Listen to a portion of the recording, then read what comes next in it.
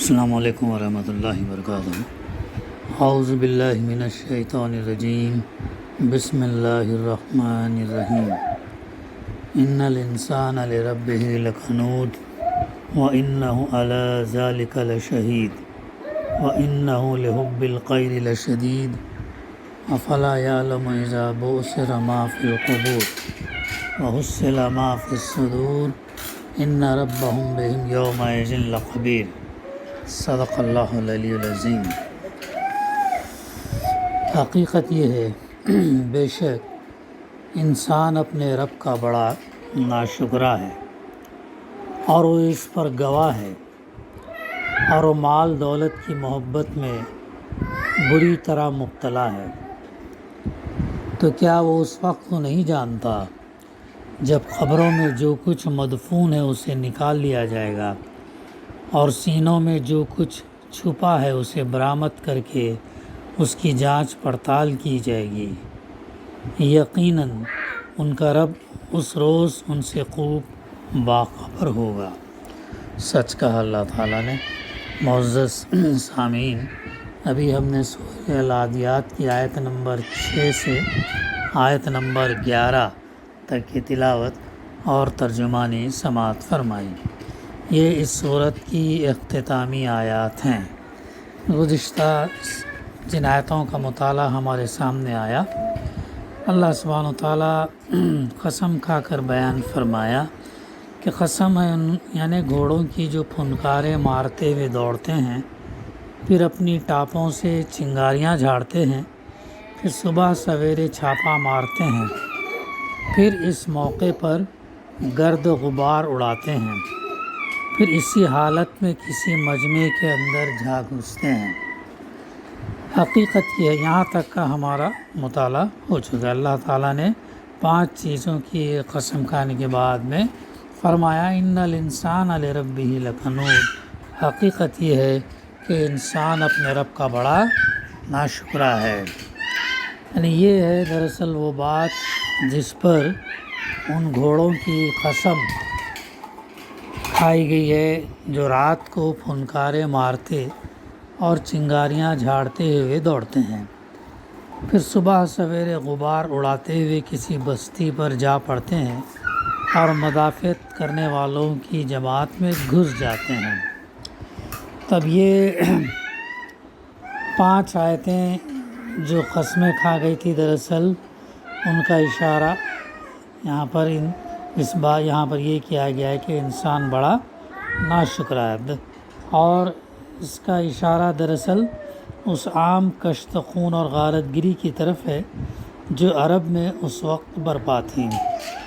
جاہلیت کے زمانے میں رات ایک بہت خوفناک چیز تھی جس میں ہر قبیلے اور بستی کے لوگ یہ خطرہ محسوس کرتے تھے کہ نہ معلوم کون سا دشمن ان پر چڑھائی کرنے کے لیے آ رہا ہو، اور دن کی روشنی نمودار ہونے پر وہ اطمینان کا سانس لیتے تھے کہ رات خیریت سے گزر گئی۔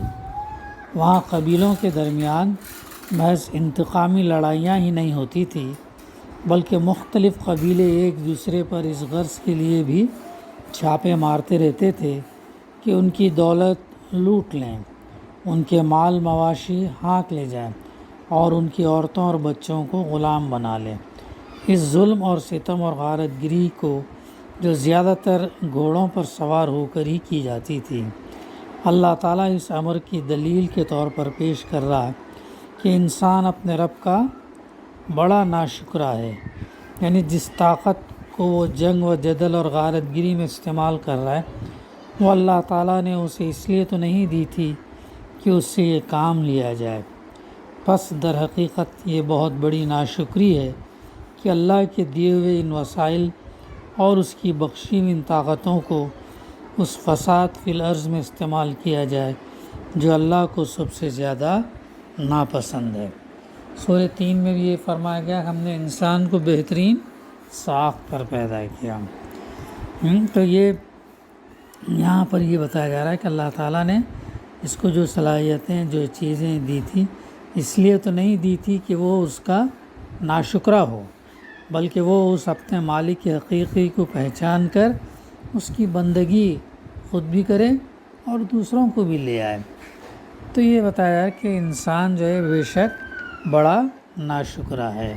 وَإِنَّهُ عَلَى ذَلِكَ لَشَهِيدٌ، اور وہ خود اس پر گواہ ہے، یعنی اس کا ضمیر اس پر گواہ ہے، اس کے اعمال اس پر گواہ ہیں۔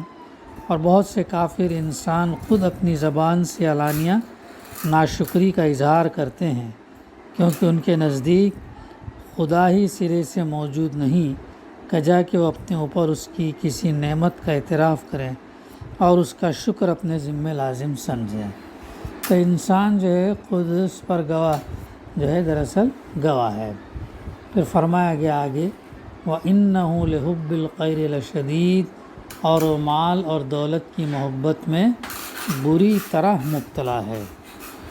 یہاں پر اصل الفاظ ہیں وَإِنَّهُ لِحُبِّ الْخَيْرِ لَشَدِيدٌ، اس کا لفظی ترجمہ یہ ہوگا وہ خیر کی محبت میں بہت سخت ہے، لیکن عربی زبان میں خیر کا لفظ نیکی اور بھلائی کے لیے مخصوص نہیں بلکہ مال اور دولت کے لیے بھی استعمال ہوتا ہے۔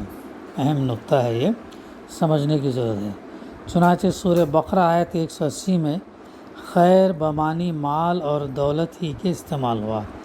یہ بات کلام کے موقع محل سے معلوم ہوتی ہے کہ کہاں خیر کا لفظ نیکی کے معنی میں ہے اور کہاں مال اور دولت کے معنی، یعنی کانٹیکسٹ کے اوپر جو ہے اس کے معنی لیے جائیں گے۔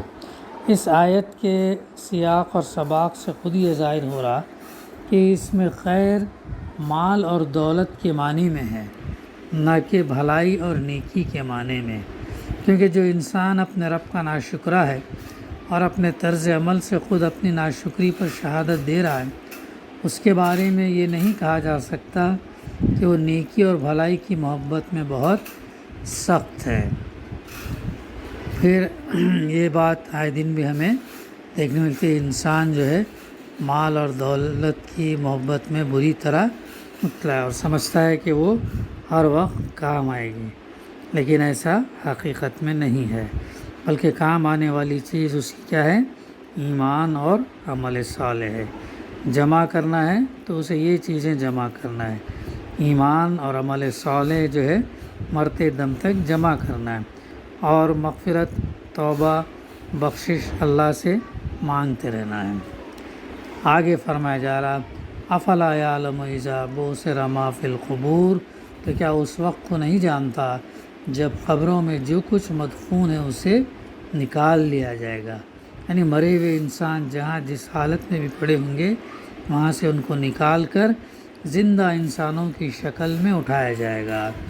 اس زمن میں یہ مضمون ہمارے سامنے سورہ انشقاق میں بھی آیا اور سورہ الزلزال کے اندر بھی آیا کہ زمین اپنے اندر کے بوجھ نکال کر باہر پھینک دے گی، اس میں انسان بھی ہوں گے، معدنیات بھی ہوں گے، اور پھر زمین جو ہے گواہی بھی دے گی کہ جو انسان اس کی پیٹھ کے اوپر جو بھی عمل کیا وہ بتائے گی کہ اس نے کیا کیا، سزا والے کام کیا یا جزا والے کام کیا۔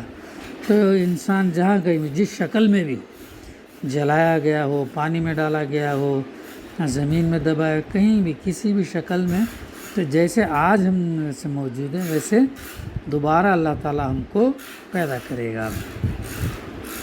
یہ ہے وہ چیز آخرت کا تصور جو مکی صورتوں میں بار بار انسان کو دلایا گیا، اور یہی وہ چیز تھی جو صحابہ کے اندر اخلاقی بلندی لے گئی، اور اسی پر ان کو اتنا یقین تھا اور جواب دہی سے اتنا ڈرتے تھے کہ جو ہے وہ پھر اپنی زندگی اللہ اور اس کے رسول کی اطاعت میں انہوں نے گزاری۔ لیکن آج ہمارا مسلمان جو ہے اکثر خوف خدا کی کمی، آخرت کے یقین پر کمزوری اور توحید کے اندر بھی کمزوری جو ہے ہم پاتے ہیں۔ ضعیف ایمان ہونے کی وجہ سے جو اثرات، جو نتیجے عکس ہونی چاہیے وہ نہیں ہو پاتے ہیں، کیونکہ ہمارا ایمان کمزور ہے۔ اور یہ اس وقت دور اللہ کے رسول صلی اللہ علیہ وسلم کے دور میں صحابہ کا معاملہ ایسا نہیں تھا، وہ بالکل عین الیقین سے دیکھتے تھے، انہیں بالکل یقین تھا کہ اللہ کے رسول صلی اللہ علیہ وسلم جو بات کہہ رہے ہیں وہ بالکل سچ ہے۔ اس پر ایمان لے آئے، پھر عمل بھی کیا لوگوں نے۔ آگے فرمایا جا رہا وَحُصِّلَ مَا فِي الصُّدُورِ، اور سینوں میں جو کچھ مخفی ہے اسے برآمد کر کے اس کی جانچ پڑتال کی جائے گی۔ یہ مضمون سورہ زلزال میں بھی آیا ہے سامنے۔ جو کچھ چھپا ہوا ہے اس کی جانچ پڑتال، یعنی دلوں میں جو ارادے اور نیتیں، جو اغراض اور مقاصد، جو خیالات، افکار اور ظاہری افعال کے پیچھے جو باطنی محرکات، موٹیوز چھپے ہوئے ہیں، وہ سب کھول کر رکھ دیے جائیں گے اور ان کی جانچ پڑتال کر کے اچھائی کو الگ اور برائی کو الگ چھانٹ دیا جائے گا۔ بالفاظ دیگر فیصلہ صرف ظاہر ہی کو دیکھ کر نہیں کیا جائے گا کہ انسان نے عملاً کیا کچھ کیا، بلکہ دلوں میں چھپے ہوئے رازوں کو بھی نکال کر یہ دیکھا جائے گا کہ جو جو کام انسان نے کیے وہ کس نیت سے اور کس غرض سے کیے۔ اگر نیت میں کھوٹ ہے، نیت میں ریا ہے، دکھاوا ہے، نام نمود ہے، شہرت ہے، تو اللہ تعالیٰ دنیا میں دے دے گا، لیکن وہاں پہ کچھ نہیں ملے گا۔ اس لیے جو بھی ہم عمل کریں اللہ کو راضی کرنے کے لیے، اللہ کو خوش کرنے کے لیے سچے دل سے، اور اللہ سے دعا کرتے ہیں کہ اللہ تعالیٰ اس کو قبول کرے۔ اس بات پر اگر انسان غور کرے تو یہ تسلیم کیے بغیر نہیں رہ سکتا کہ اصلی اور مکمل انصاف اللہ کی عدالت کے سوا اور کہیں بھی نہیں ہو سکتا۔ دنیا کے لادینی قوانین بھی اصولی حیثیت سے ضروری سمجھتے ہیں کہ کسی شخص کے محض ظاہری فعل کی بنا پر اسے سزا نہ دی جائے، بلکہ یہ بھی دیکھا جائے کہ اس نے کس نیت سے وہ عمل کیا ہے۔ لیکن دنیا کی کسی عدالت کے پاس بھی وہ ذرائع نہیں ہے، وہ ریسورسز نہیں ہیں جن سے وہ نیت کی ٹھیک تحقیق کر سکے۔ یہ صرف اور صرف اللہ ہی کر سکتا ہے کہ انسان کے ہر ظاہری فعل کے پیچھے جو باطنی محرکات کار فرما رہے ان کی بھی جانچ پڑتال کرے اور اس کے بعد یہ فیصلہ کرے کہ وہ کس جزائے سزا کا مستحق ہے۔ پھر آیت کے الفاظ یہ ظاہر کرتے ہیں کہ یہ فیصلہ محض اللہ کے اس علم کی بنا پر نہیں ہوگا جو دلوں کے ارادوں اور نیتوں کے بارے میں پہلے ہی سے رکھتا ہے، بلکہ قیامت کے روز ان راز کو کھول کر علانیہ سامنے رکھ دیا جائے گا اور کھلی عدالت میں جانچ پڑتال کر کے یہ دکھا دیا جائے گا کہ ان میں خیر کیا تھی اور شر کیا تھا۔ انسان دنیا میں تو بچ جائے گا، دنیا میں چھپانے میں کامیاب ہو جائے گا، لیکن آخرت میں وہ چھپا نہیں سکے گا۔ آخرت میں اللہ تعالیٰ وہاں پر ان لوگ کھلے عام جو نیتیں، جو ارادے، جو غرض، جس نیت سے جو عمل کیا گیا وہ صاف صاف کھول کر بتا دے گا اور اسی مناسبت سے سزا جزا ہوگی۔ لہٰذا ہم اپنی زندگی اللہ سے ڈرتے ہوئے گزارنا چاہیے اور اس احساس کے ساتھ ہر عمل اللہ ہمیں دیکھ رہا ہے، سن رہا ہے اور اس کا ہمیں جواب بھی دینا ہے۔ ریکارڈ کے ساتھ ساتھ ہم کو اس کا جواب دینا ہے۔ ہمارے اعضاء جو ہے ان کو گویائی عطا کی جائے گی، آنکھ، کان، ہاتھ، پیر، یہ جو ہے سب کہیں گے کہ انسان نے کیا کیا کیا۔ اس لیے ہمیں چوکس رہنا چاہیے، چوکنا رہنا چاہیے، الرٹ رہنا چاہیے۔ اسی لیے حُصِّلَ مَا فِي الصُّدُورِ کے الفاظ کیے گئے ہیں۔ تحصیل کے معنی کسی چیز کو نکال کر باہر لانے کی بھی ہیں، مثلاً چھلکا اتار کر مغز نکالنا، مختلف قسم کے چیزوں کو چھانٹ کر ایک دوسرے سے الگ کرنے کے لیے بھی یہ لفظ بولا جاتا۔ لہٰذا دلوں میں چھپے ہوئے اسرار کی تحصیل میں یہ دونوں باتیں شامل ہیں، ان کو کھول کر ظاہر کر دینا بھی اور ان کو چھانٹ کر برائی اور بھلائی کو الگ کر دینا بھی۔ یہی مضمون سورہ طارق میں اس طرح بیان کیا گیا، یوم تبلی السرائر، جس روز پوشیدہ اسرار کی جانچ پڑتال ہوگی۔ جو چھپے ہوئے جو یہ ہیں خفیہ راز ہیں، جن نیتوں سے، جن غرض سے جو عمل ہم نے کیا وہ کھول کر جو ہے جانچ پڑتال کی جائے گی۔ یعنی کہ اتنا سخت محاسبہ ہے، ہمیں جو ہے اس سے ہوشیار رہنے کی ضرورت ہے اور اپنی زندگی کو صحیح راستے پر ڈالنے کی ضرورت ہے، اور خوف خدا کو اپنی زندگی میں لانا ہے۔ یہاں سے تو بچ جائیں گے لیکن وہاں ہمیں جواب دینا پڑے گا۔ ہاں یہ اتنی سخت یہ ہے تو سب کی اللہ سبحانہ و تعالیٰ جانچ پڑتال کر جائے گا۔ پھر آپ آخری آیت میں فرمایا جا رہا اِنَّ رَبَّهُمْ بِهِمْ يَوْمَئِذٍ لَخَبِيرٌ، بے شک ان کا رب اس روز ان سے خوب باخبر ہوگا۔ فرشتے تو ریکارڈ بتائیں گے ہی، اعضاء جواب دیں گے، اللہ تعالیٰ ہر انسان سے گواہی لے گا۔ سورہ اس کے اندر تذکرہ ملتا ہے نا ہمیں، اس میں الست بربک، کیا میں یہ تمہارا رب نہیں ہوں؟ تو وہاں تمام انسان جو کہیں گے ہاں آپ ہمارے رب ہیں، اور اس کی گواہی دیں گے۔ تو تمام چیزیں جو ہے پوری حجت تمام ہونے کے بعد ہی اللہ تعالیٰ انسان کو جہنم میں ڈالے گا، اور جو ان کی جزا نیکیاں زیادہ ہے، ایمان مضبوط ہے، تو ان اللہ تعالیٰ ان کو جنت میں ڈالے گا۔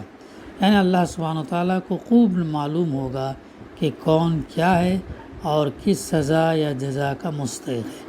اللہ سے کوئی چیز چھپی ہوئی نہیں ہے۔ دعا ہے کہ اللہ، اسی کے ساتھ اس سورت کی تفسیر کا سلسلہ ختم ہوا۔ دعا ہے کہ اللہ سبحانہ و تعالیٰ ہمیں کہنے سننے سے زیادہ عمل کرنے کی توفیق عطا فرمائے۔